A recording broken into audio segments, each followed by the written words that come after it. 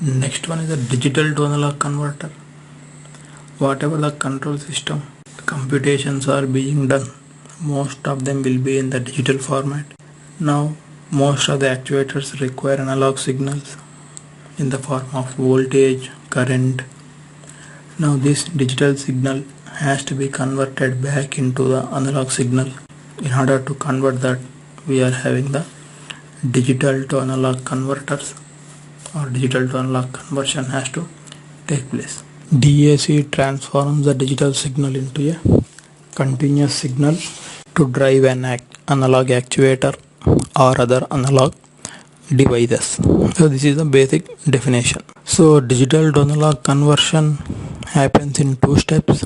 First one is a decoding, next one is a data holding. So decoding basically means whatever the digital value is given, it will be converted into an analog value.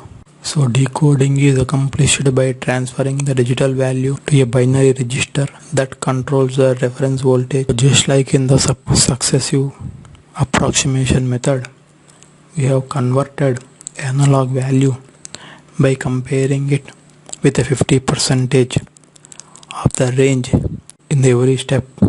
In the decoding, what we are doing is we are sending the digital value to a binary register wherein each bit will control a reference voltage. So each bit will control one of the reference voltage of the preceding bit.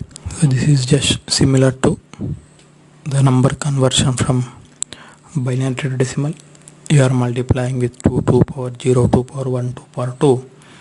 In the same fashion, here we are applying the corresponding voltage levels to convert the digital signal into a corresponding analog value. Next one is the data holding. Here each successive value is changed into a continuous signal used to drive analog actuator during the sampling interval. So data holding means whatever the decoding has been done, the entire voltage is added up, and whatever the voltage value is there, that voltage will be outputted at that particular sampling time. Now for the next sampling time, again you are having a particular voltage output. Then what happens in between, that is how the data holding will function. So there is a zero order hold and there can be a first order hold. In zero order hold, whatever the analog output received at the given sampling time, that voltage will be maintained until the next sampling time. In that way it is going to function.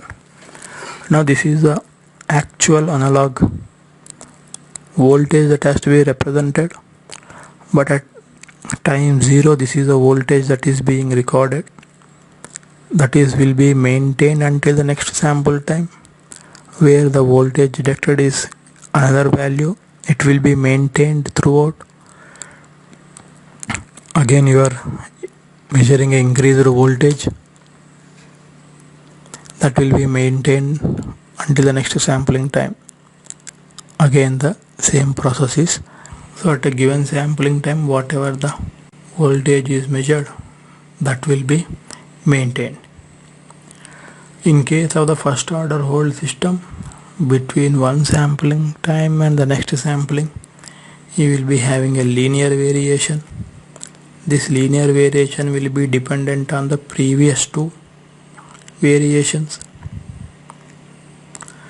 If the trend is increasing, the line will be in the increasing fashion. So the slope of the value between the sampling times is dependent on the previous two values. If the values are increasing, the slope will continue to increase. If the values are decreasing, the slope will be decreasing. The last element of the control system Components are the input and output devices for discrete data. That means how the discrete data is read and how the discrete data is sent back to the actuators for further processing, and what are the devices that are used. So you are having the control system, then you are having the actuator or the sensors. So contact input or output interface, that is nothing but like a switch. So depending on whether the contacts are open or the contacts are closed, it is possible to take the input or give the output. So here also the sampling time is valid. So at a given sampling time, the control system will detect what is the status of each of the contacts, and accordingly the variable status will be detected. So the devices can be simple limit switches, they can be valves which can be open or closed, or can be motor push buttons. So the control system will scan the status, whether any signal is received or whether the valve is open or valve is closed, and then it will take the input for giving the output. Accordingly, the output can be used in the form of indicator light, or maybe it can be used to control the switch for a motor by using electronic control switches. Based on the signal that is given, elements can be switched on or switched off as per the requirement of the control system. Inputs can be taken and outputs can be put out by the control system for a simple binary data, which can be either on or off position. It is also possible to read a binary value by having a group of sensors or a group of devices which combinedly can give a digital input. So in this case you can have a series of limit switches which can give a digital input, or you can have photoelectric sensors which can collect a data, and each photoelectric sensor corresponds to 1 bit of information. The number of photoelectric sensors present can give a particular digital value. This principle is used in the encoder,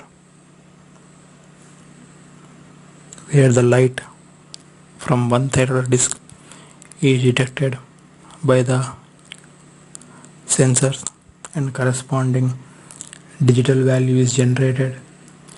This digital value will help in determining the position of the actuator. So that is also possible. So directly it can be 1 bit control, or it can be multiple bit control. Both are possible. So the next type of input and output devices is the pulse counters and pulse generators. For example, we are having a moving conveyor. We want to count the number of parts. So we are having a photoelectric sensor and we are having a light beam, or you can have a ultrasonic transmitter and receiver or some other system.